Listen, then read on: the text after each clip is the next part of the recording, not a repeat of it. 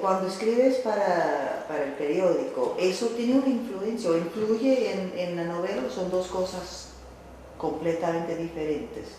Porque a veces hablan de un estilo periodístico un Son estilo cosas periodístico. diferentes. Así que tú mantienes esos dos estilos. Son diferentes. A ver, la literatura, el lenguaje de la literatura te ayuda a hacer las notas periodísticas un poco más efectivas. En tanto le puedes dar diferentes formas o utilizar diferentes estructuras muy básicas. El periodismo es muy básico. En la técnica periodística es muy básica en relación con la técnica literaria. Y el periodismo le ayuda a la literatura a lograr agilidad. Si te das cuenta, yo tengo un estilo muy ágil, muy rápido.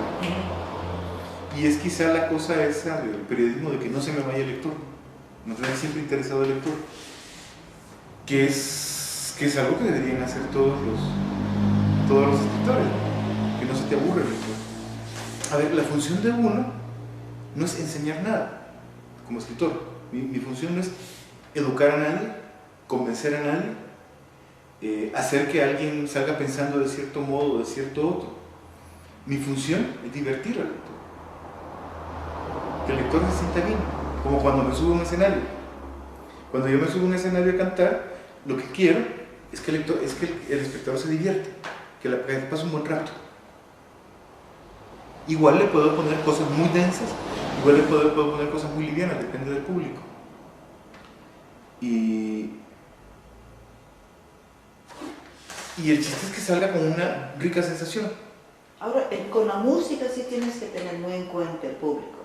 Sí, claro. Porque está frente. Sí, claro. Sí, claro. O sea, yo no escojo a mi público cuando canto. Lo puedo escoger hasta cierto grado. O sea, si yo toco jazz en un lugar donde se toca jazz, yo sé que va a llegar el público que sabe de jazz o que le gusta el jazz. Si el público se va, mala suerte para el público, porque fue el público el que llegó al lugar donde no debía llegar. Pero si yo toco en la luna, aquí atrás, lo que sé es que son chavos de cierta edad, gente con cierta formación, cierta educación, y que yo debo respetar eso. O sea, pueden caerme mal o bien, pero mi obligación es divertirlos, que pasen un buen rato. Pero los que compran el libro...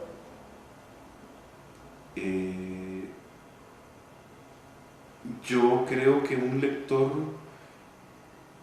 sabe qué es lo que está comprando, en principio. Creo que un lector que lee a Isabel Allende no va a leer a Dostoyevsky.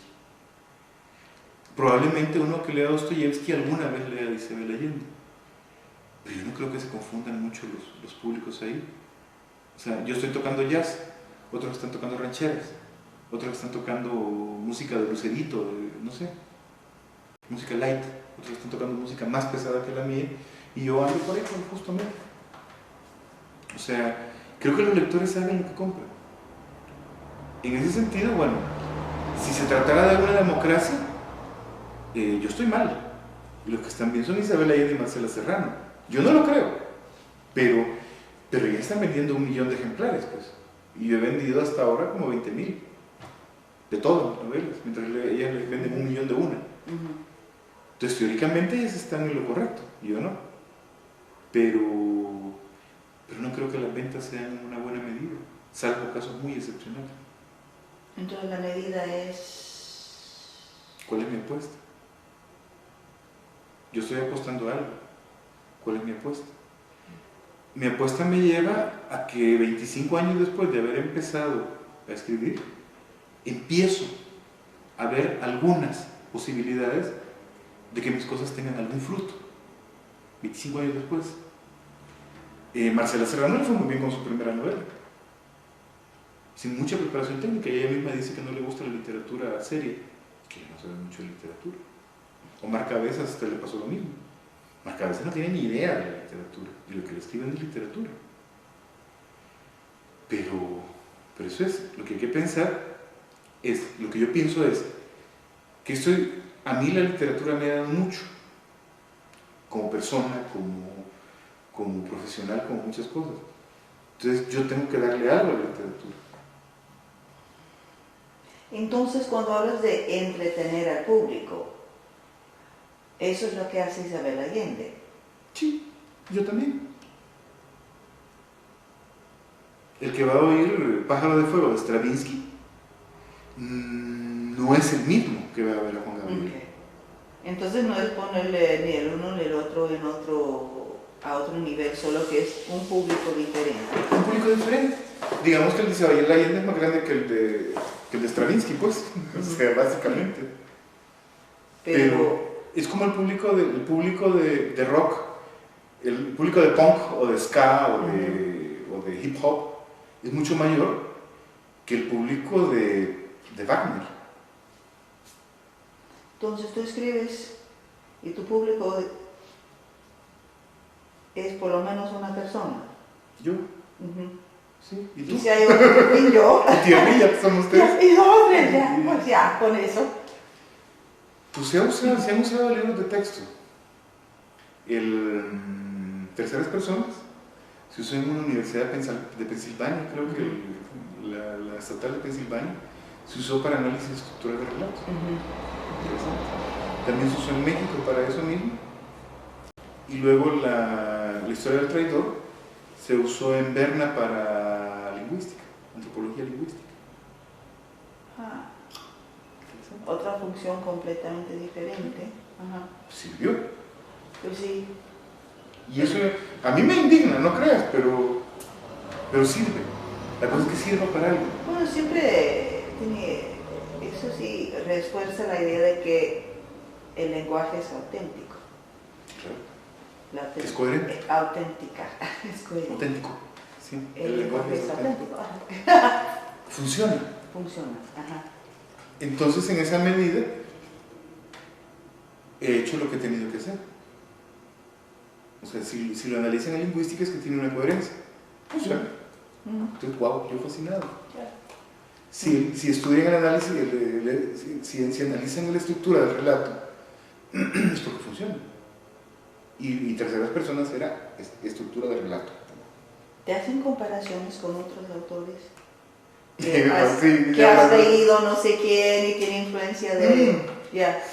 ¿Cómo se llama? El editor de terceras personas me pone influencia de Canetti, Elías Canetti y de Bioy Casares. No he leído a Canetti nunca. Un día me puse en la librería, un par de años después, a ver a Canetti, agarro un libro de Canetti y digo, chinga, sí se parece. Pero sí, pero era muy caro el libro y no lo compré, no tenía dinero para comprarlo.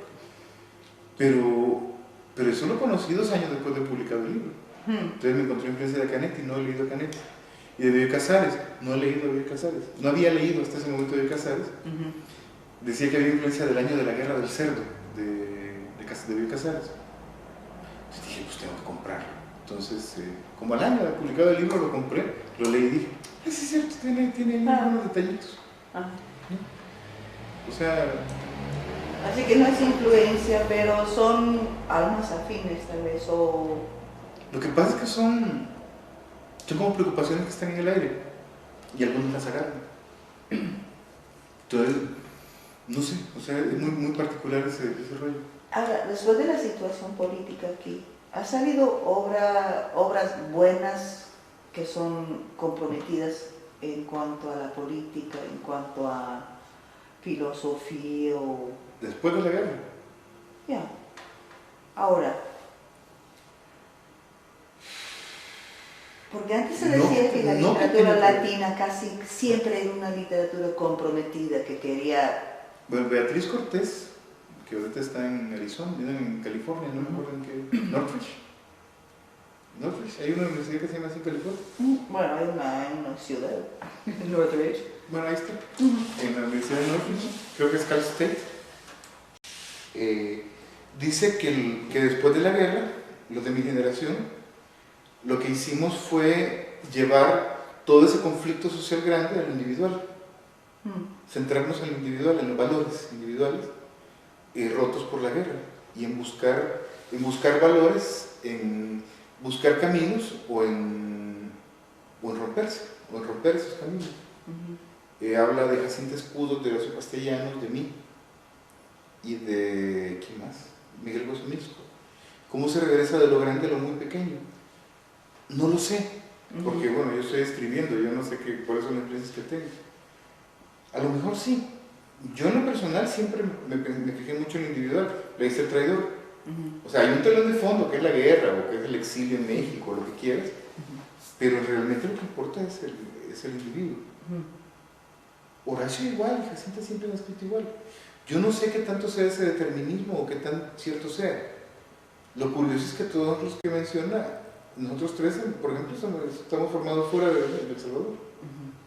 A lo mejor por esa misma lejanía y esa misma soledad, digamos, o punto de vista solitario, al ver la situación de El Salvador, llegamos a la misma cosa.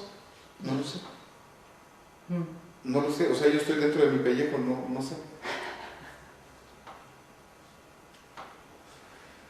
Lo que me parece es que a estas alturas hay muchos escritores salvadoreños que siguen funcionando del mismo modo que durante la guerra, y creo que es un error.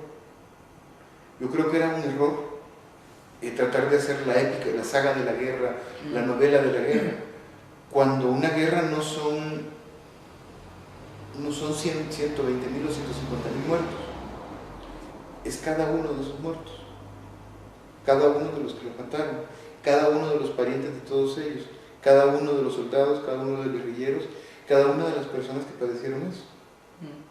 Entonces el punto de vista de cualquiera es tan valioso como el punto de vista de todos, y el punto de vista de todos no tiene sentido.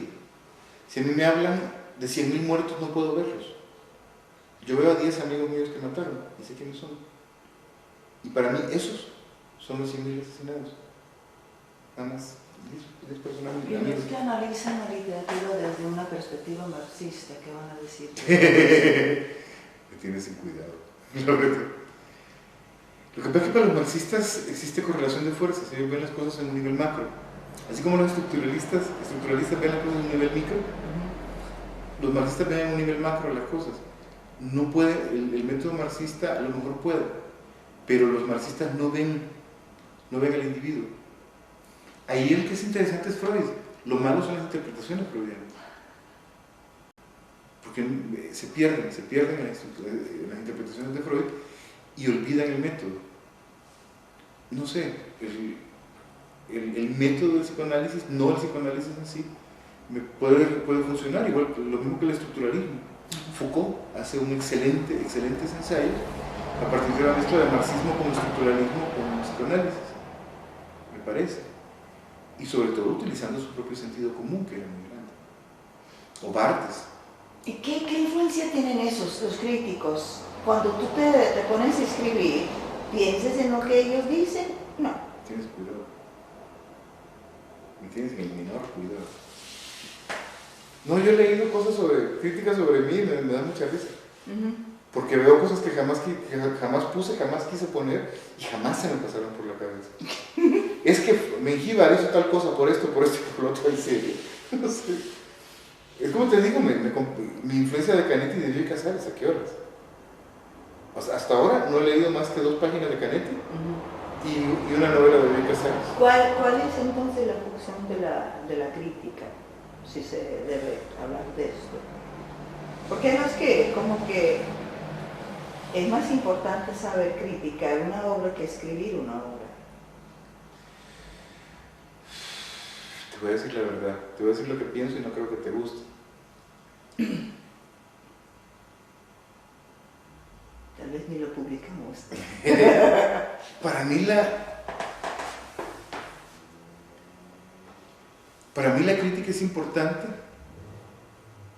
por cultura general del que lee la crítica. O del que lee a los críticos. Del que lee a los críticos o del crítico mismo. Creo que es un oficio subordinado. Es un oficio totalmente subordinado. Por una cuestión de simple... A ver, yo escribo una cosa, tú la criticas, entonces la crítica sobre eso. Entonces, tu oficio está subordinado al mío, lo cual no está mal, nada más es así.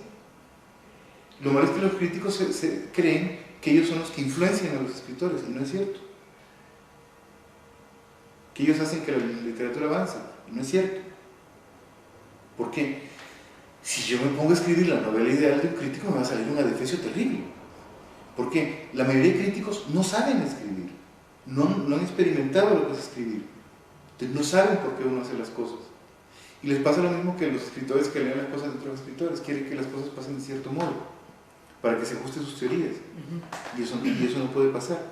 Yo creo que un crítico lo que debería hacer, o sea, alguien que estudie una carrera, la carrera de literatura, debe hacerlo primero por cultura general y luego para explicarle a los demás cómo funciona esto de la creatividad, no para tratar de determinar cómo se mueve la creatividad, que es lo que muchos críticos tratan de hacer, como lo que estamos escribiendo sobre el testimonio, pues. Nada que ver con el testimonio, ¿ya viste? Y no tienen por... ¿Y qué es? La literatura es conocimiento. Lo que están haciendo es explicando un conocimiento. No es que la literatura es un conocimiento de cierto modo, es un conocimiento empírico. Es un conocimiento, el conocimiento al que llega una persona, el que escribe. En el momento en que aparece otra novela, todo lo que se ha dicho antes, todo el corpus teórico, queda en cuestión. En el momento en que aparezca la novela de Pablito Sánchez, que sea quien sea, sobre tal y tal cosa, todo el corpus teórico anterior, Derrida, Foucault, quien quieras, se ve en cuestión. ¿Por qué? Porque a lo mejor esa novela está rompiendo con todo lo anterior, con todo lo que se sabía. El arte es móvil, la crítica es estática. Hay que estarla moviendo. El arte se está moviendo él solo, la crítica hay que irla moviendo, hay que irla acomodando al arte, no el arte de la crítica.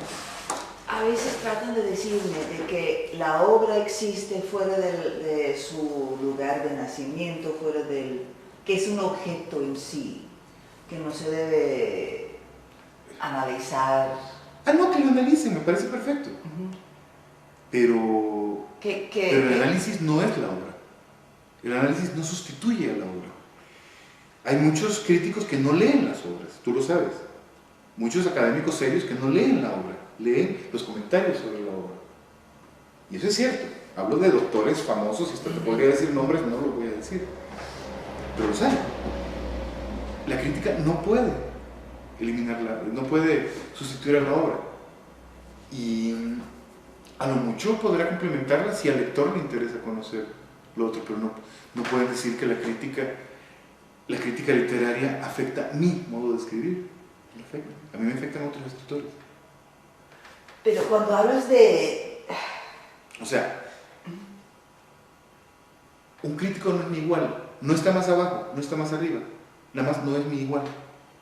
Mi iguales son otros escritores, mis iguales son otros escritores.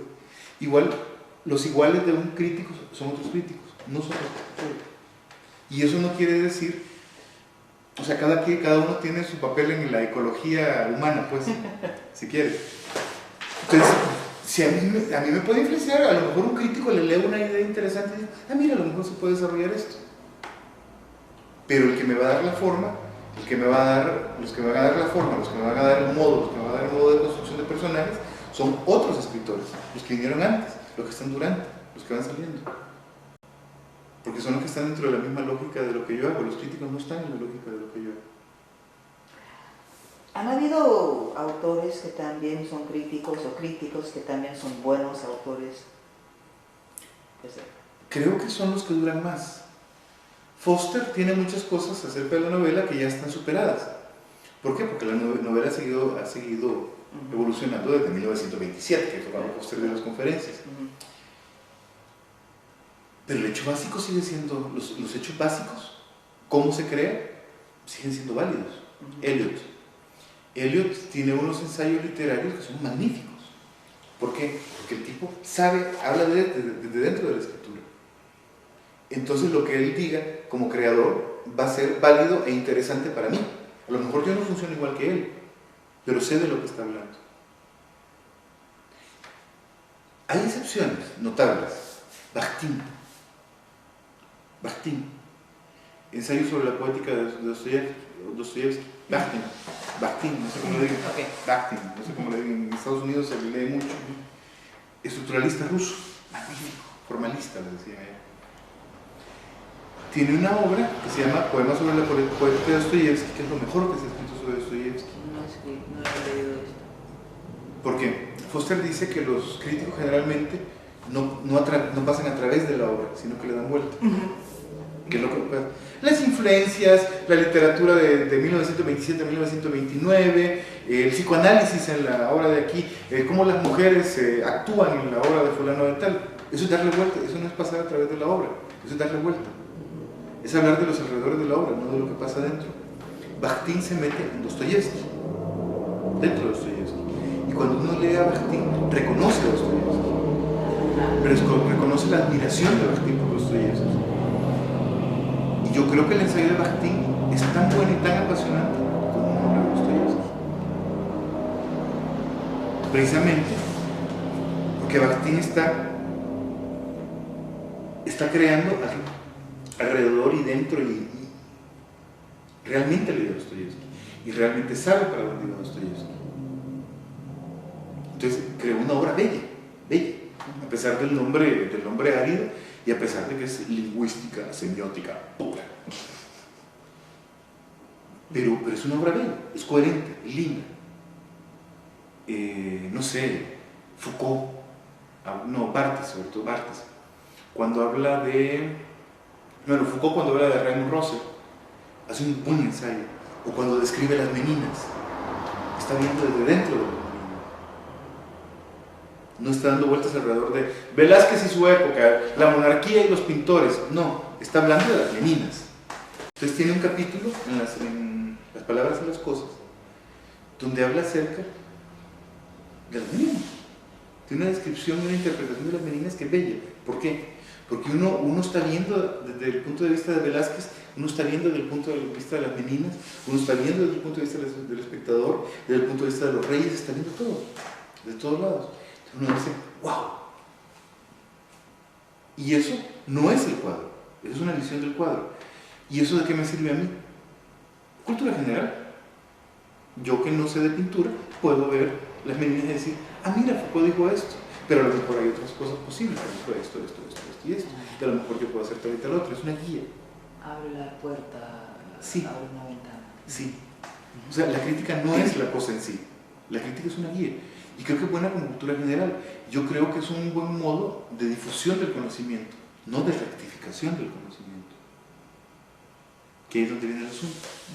Y ahí es donde la lingüística es mucho más humilde que la cosa de la literatura. Aunque hasta ahora. Hay lingüistas soberbios también, no creas. Pero bueno, es otra cosa. Yeah. Entonces, a mí me puede influenciar algo que lea de un crítico, lo mismo que algo que oigo en la calle, lo mismo que ver a un tipo lanzar una bola de boliche o que oír una canción, o que ver los ojos de alguien en la calle.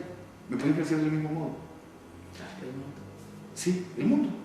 Pero en términos literarios, en términos técnicos, en términos de cómo voy a funcionar dentro de la literatura, los que me influencian son los que son mis iguales, son los escritores. En música, y mis maestros, pues. Tengo varios maestros y los respeto mucho. En música, si te das cuenta, lo que he hecho es ponerme a estudiar a Bach. Me pongo a estudiar a Bach. ¿Por qué? Para aprender a componer. Yo no pienso componer como Bach. Nada más quiero ver cuál es la lógica de la música. Y Bach inventó la música, se acabó la música. Entonces yo quiero, él es mi maestro. No es que yo sea un digno alumno, ese es el problema mío. Yo creo que él es un gran maestro y que hay algo que se puede aprender de él. Y igual, o sea, en literatura, las influencias no se notan. Borges, por ejemplo, Borges no se nota mucho, Dostoyevsky. Esas son mis medidas. ¿Por qué? O sea, yo sé que no voy a llegar a escribir también como Dostoyevsky, a crear esas cosas brutas de Dostoyevsky, pero lo voy a intentar. Si yo estoy pensando en ser mejor que Juanito de las Pitas, escritor salvadoreño, estoy mal, no voy a llegar lejos. O sea, soy mejor que Juanito de las Pitas después de 25 años de trabajar, pues. Entonces, ya soy mejor que Juanito de las Pitas. ¿Y? ¿No? Entonces, aquí mis puntos de partida son Augusto Monterroso, te conté, que tampoco lo que escribo se parece nada a Monterroso. Otro que se llama Abel Pacheco y Alfredo Cardona Peña. Dos ticos, un guatemalteco. La historia del traidor, la idea salió de una página de una cosa de Manuel Goethe, de una novela de Manuel Goethe. Y mi obligación es ser mejor que Manuel Goethe. Si no, no sirve. No sirve él como maestro, no sirvo yo como alumno. Y yo creo que la obligación de Claudia, digamos que es como mi alumna declarada, es ser mejor que yo. Si no, yo fui un mal maestro y ella fue una mala alumna, pero sobre todo yo fui un mal maestro. Y esa es la evolución. O sea, yo quiero llegar a ser el mejor, digamos, por decirlo de algún modo. Quizá no lo logre, pero lo voy a intentar. Y eso solo se logra con trabajo, más trabajo.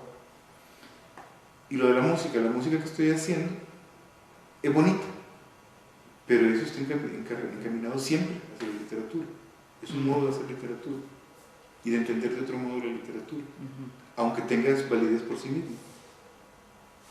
¿Sí? La estructura.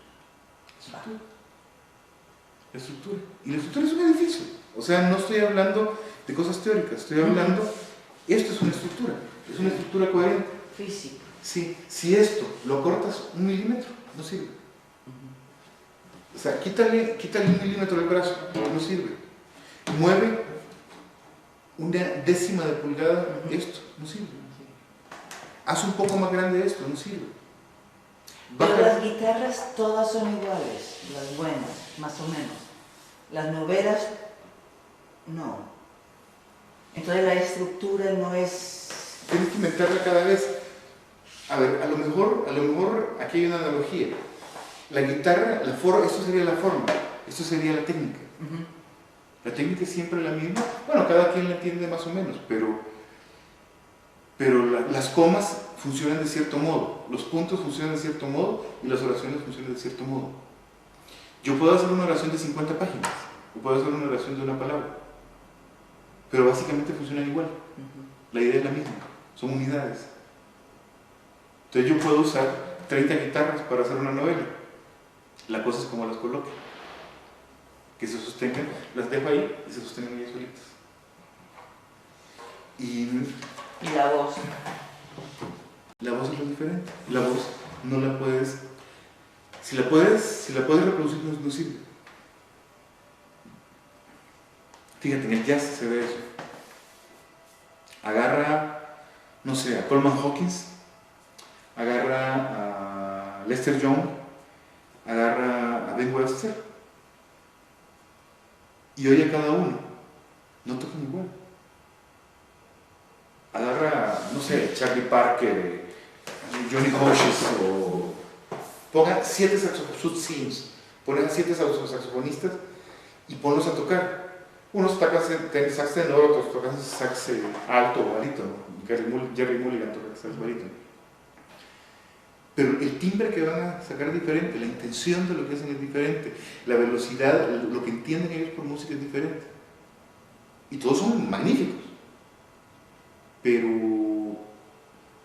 su voz es diferente, su instrumento suena diferente al de los otros. Y yo creo que a la larga lo que uno busca con la literatura, con el arte en general, es individualidad. Yo soy un individuo, yo soy un individuo, yo soy un individuo, yo. O sea, yo. Y voy a decirles algo que a mí me pasó, o que yo pensé, o algo que a mí me preocupa. Si yo logro que a alguien más le interese lo que yo escribo, es que logré ser esa persona también, y es que esa persona logra ser lo que soy yo. Y eso no es poco. Entonces, bueno, Isabel Allende ha logrado ser millones de personas. Yo he logrado ser algunos miles. Humildemente, digamos. Ya está, parpadeando eso. Perfecto.